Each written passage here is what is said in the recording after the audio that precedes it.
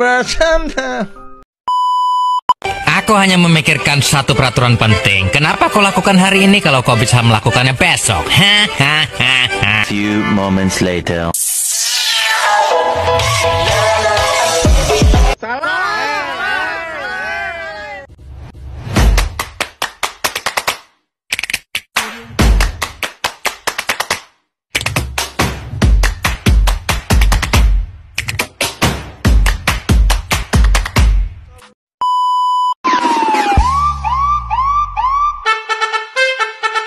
Assalamualaikum warahmatullahi wabarakatuh. Perkenalkan, nama saya adalah Widawati dengan NIM 2423130004. Prodi Ekonomi Syariah kelas 1C. Mata kuliah Pengantar Ekonomi Islam.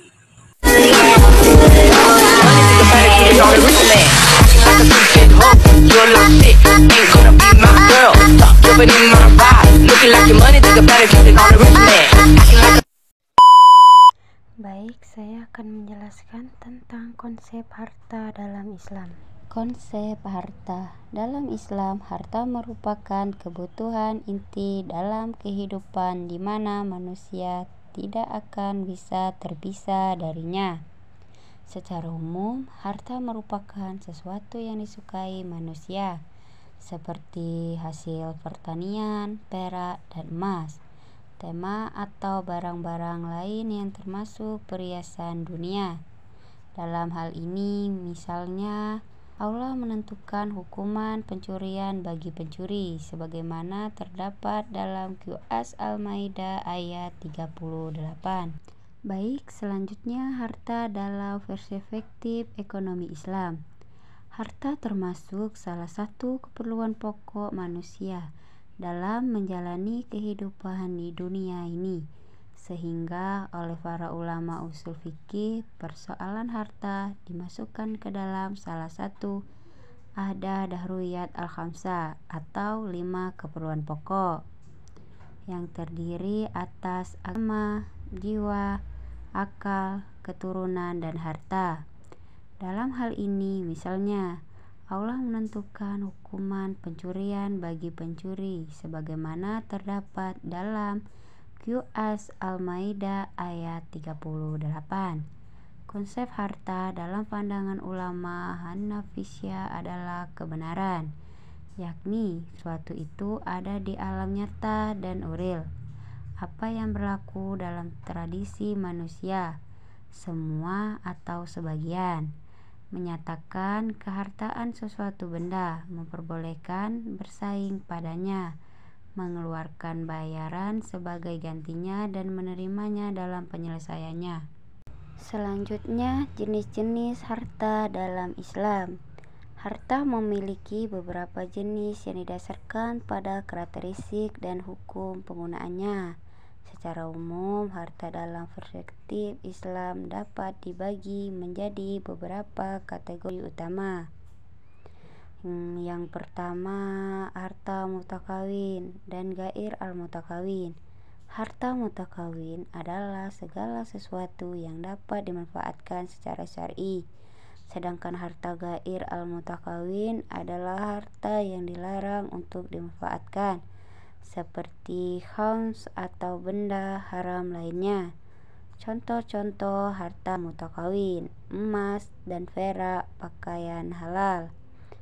Yang kedua, harta malfisli dan malkimi. Malmisli adalah harta yang memiliki kesamaan dan mudah ditemukan penggantinya, seperti beras atau gula. Malkimi adalah harta yang unik dan tidak memiliki pengganti yang persis, seperti seni atau properti unik. Contoh malfisli: beras, minyak goreng, dan gula. Yang ketiga, malmakul dan gair al-makul.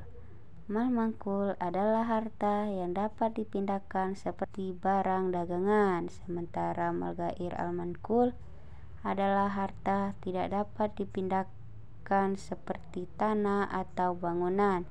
Contoh malmakul: emas, perak, mobil, uang tunai. Yang keempat, harta ain dan dain. Harta ain adalah harta yang memiliki bentuk fisik seperti emas atau mobil. Harta dain sebaiknya adalah harta yang berupa hak atau klaim seperti uang yang dipinjamkan kepada orang lain.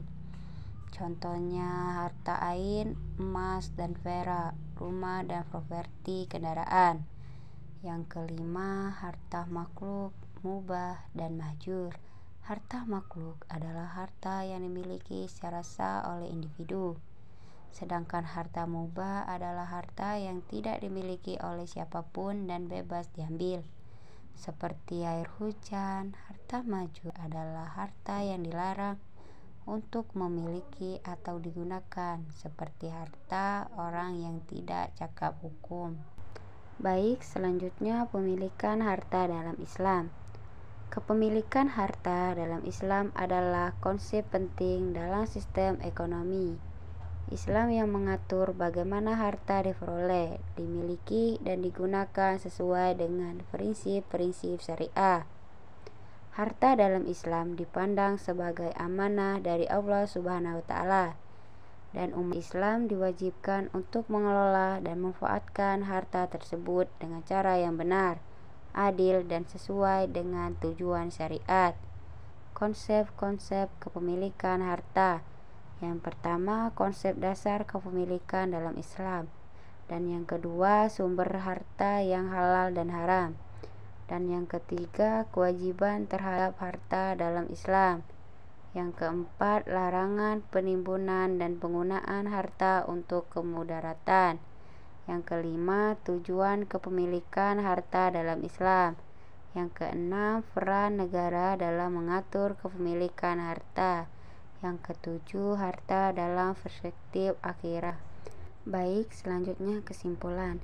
Kesimpulan kepemilikan harta dalam Islam adalah amanah yang harus dijalankan dengan penuh tanggung jawab. Harta yang diperoleh harus halal, dikelola dengan bijaksana, dan dimanfaatkan untuk kebaikan pribadi, keluarga, dan masyarakat luas. Selain itu, Islam menekankan pentingnya zakat, infak, dan sedekah sebagai bentuk kepedulian terhadap sesama dan untuk menjaga keseimbangan sosial. Sekian video dari saya. Wallahu muwaffiq ila aqwamit thoriq. Wassalamualaikum warahmatullahi wabarakatuh.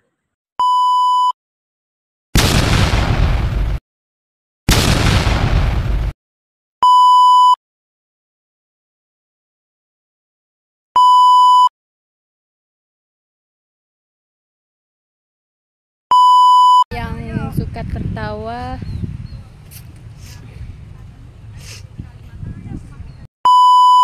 Kadang lah.